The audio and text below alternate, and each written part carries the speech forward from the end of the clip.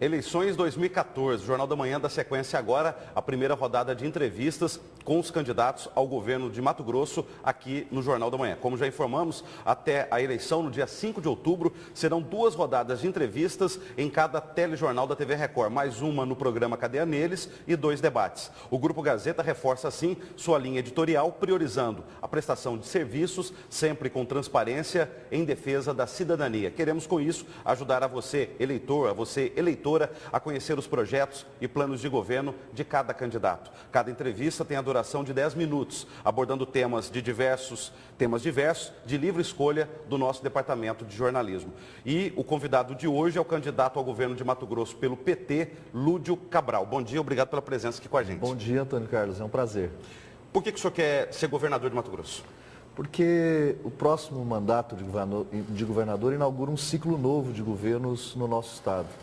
Eu percorri 123 municípios no primeiro semestre deste ano, debatendo a realidade do estado, os problemas e as potencialidades. E ficou muito claro a prioridade da nossa população hoje, a saúde. E aí a escolha de um médico, trabalhador da saúde pública, como candidato a governador da nossa aliança, tem esse objetivo de apresentar uma candidatura sintonizada com as necessidades da população. Pois é, falando de saúde, uma das propostas, o senhor coloca lá 17 linhas de ação, uma delas da saúde seria uma parceria com os municípios e garantir os repasses financeiros para as prefeituras, que é um problema, inclusive, que aconteceu no atual governo Silval Barbosa. Qual que é a garantia de que isso vai acontecer em dia, o repasse do dinheiro para os municípios? Bom, nós temos que mudar o modelo gerencial da saúde no estado. A adoção da terceirização dos serviços dos hospitais regionais para as tais organizações sociais da saúde custou muito alto ao estado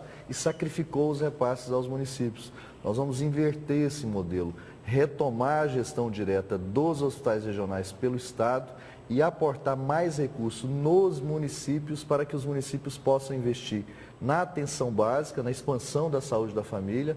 Nós queremos chegar dos atuais 60% para pelo menos 85% de cobertura pela saúde da família nos municípios e nós queremos revitalizar mais de 50 hospitais municipais e fazer isso gradativamente para dar conta da atenção hospitalar de baixa complexidade. São os municípios que têm essa responsabilidade, o Estado cabe apoiar com recursos financeiros. O senhor fala também em fortalecer o setor de urgência para atender acidentes, atropelados no trânsito, vítimas de violência. Aí o senhor fala em SAMU, UPAs e hospital. Eu lembro que o SAMU está sucateado, faltam UPAs prometidas às dezenas na última eleição de 2010 pelo então candidato Silval Barbosa, que apoia o senhor. E também a questão dos hospitais, o estado de Mato Grosso, o governo não tem um hospital estadual na capital. Como é que o senhor pretende fortalecer essa urgência sem essa estrutura que o senhor diz que vai contar com ela? Bom, o trauma, assim, é um problema de saúde pública hoje. Hoje nós temos poucas portas de acesso para atenção de urgência e emergência no estado. Nós vamos potencializar os maiores hospitais regionais, que é o Hospital Regional de Cáceres, de Rondonópolis, de Sorriso e de Colíder, para fazer deles porta de entrada para a demanda de urgência e emergência, lógico que alocando equipe de especialistas nessas áreas. O SAMU, ele é a ponta do sistema de atenção à urgência e emergência. Nós temos que organizá-lo em todo o estado, para assegurar as condições de remoção dos pacientes no momento certo e no tempo certo. Algumas pesquisas apontam o seguinte: dos 5 candidatos a governador de Mato Grosso, o que tem menor rejeição é o senhor. Mas quando eles veem que a sua candidata a vice é Teté Bezerra, que é esposa do deputado federal Carlos Bezerra, as pessoas ficam em dúvida se vão votar ou não em Lúdio Cabral. O que o senhor tem a dizer sobre isso, mas principalmente qual que seria a influência de Carlos Bezerra num governo Lúdio Cabral? Bom, primeiro que as pesquisas de opinião que já foram divulgadas depois das convenções, depois da escolha da Teté como minha candidata a vice, mantém a minha taxa de rejeição muito baixa. E eu tenho observado, nós temos andado juntos o estado todo, eu e a Teté e o Wellington. E a Teté tem um carisma, tem uma capacidade de interação com as pessoas muito forte, tem agregado positivamente a nossa campanha.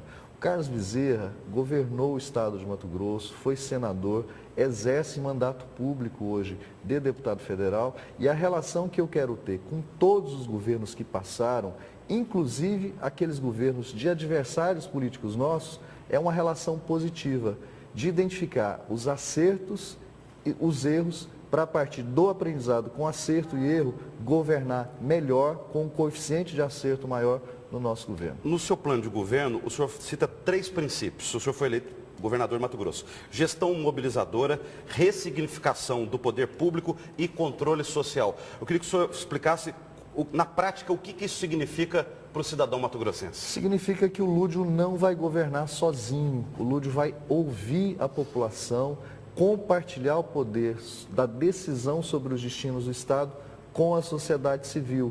Porque a capacidade de escuta, e eu pude perceber isso na caravana que fizemos ao longo do primeiro semestre, a população tem capacidade de dar contribuição, de nos apontar o caminho, o rumo por onde o governo deve seguir. A prioridade à saúde, por exemplo, é reflexo exatamente desse diálogo com a população. O senhor disse que um dos legados positivos do governo Silval Barbosa foi o quadro de servidores. Mas aí o senhor promete fortalecer as carreiras do funcionalismo e melhorar as condições de trabalho. Eu gostaria que o senhor se explicasse, então, se existe um legado, por que essas melhorias necessárias aí? É porque houve, por meio de diálogo e de negociação, avanços importantes na legislação de muitas carreiras. Vou dar o exemplo da carreira da educação. Por meio do diálogo, hoje há uma lei que assegura em 10 anos ganho real de 100% na remuneração dos trabalhadores. Isso é conquista da luta dos trabalhadores e do diálogo com o governo.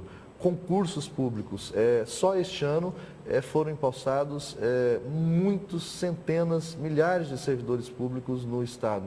13 mil servidores empossados por concurso público. Agora, há um debate que nós faremos com o conjunto das categorias para uniformizar essa legislação, assegurando os ganhos conquistados, e o diálogo no cotidiano do serviço será no sentido de assegurar as condições para que o custeio das atividades cotidianas possa acontecer com qualidade e o potencial do servidor é explorado ao máximo no sentido de atender com qualidade a nossa população. Operação Ararate. Quando foi deflagrada a operação da Polícia Federal em maio, o presidente regional do PDT, o deputado estadual Zeca Viana, levantou a seguinte suspeita de que a campanha do senhor a prefeito de Cuiabá em 2012 teria sido beneficiada com dinheiro da lavagem de dinheiro da Factory do Júnior Mendonça. E aí ele explica por quê. Porque o seu, na época, coordenador financeiro foi Éder Moraes, que ainda está preso desde o dia 20. E também porque na época falou-se da apreensão de dinheiro em algum comitê de campanha por parte da Polícia Federal. O que o senhor tem a dizer sobre isso, candidato? Não, ao contrário, o que a Operação Ararate demonstrou foi exatamente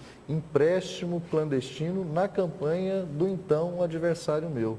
Graças a Deus eu tenho uma ficha limpa, nunca fui envolvido em nenhum tipo de investigação policial, e na campanha de 2012, todos os apoios que nós recebemos foram apoios públicos e todas as contas da campanha foram prestadas de forma correta à Justiça Eleitoral. Mas a juíza Ângela Regina Gutierrez disse que no balancete financeiro da sua campanha em 2012 tinha erros gravíssimos, que colocava até a confiabilidade e a regularidade das contas. Não havia erros gravíssimos, Antônio Carlos. De um total de 15 mil movimentações na prestação de contas da campanha, 47 dessas movimentações, portanto 0,05%, obtiveram irregularidade de natureza contábil, formal, nada que comprometesse o conjunto da prestação de contas e a legalidade dela.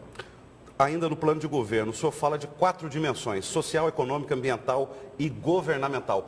Qual que é a relação entre essas 4 dimensões? Na verdade, é uma engrenagem de vários eixos para dar sentido ao próximo governo.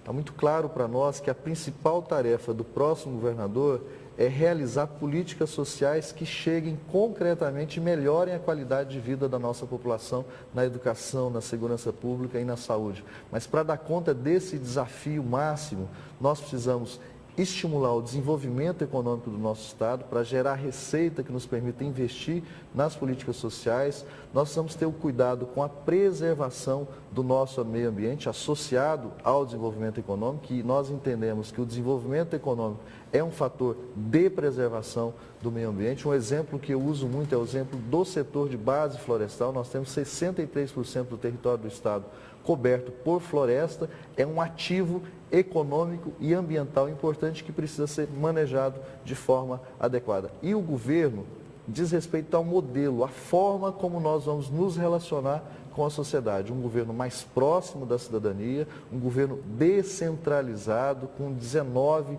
regiões de governo no Estado, aproximando a estrutura do Estado e os serviços do governo da população. Ao mesmo tempo que nós incorporamos a população, a participação, para nos ajudar a decidir onde os recursos do orçamento serão alocados. Candidato, obrigado pela presença ao vivo e até uma próxima oportunidade aqui no Eu Jornal que da Manhã. agradeço, Antônio Carlos, um prazer.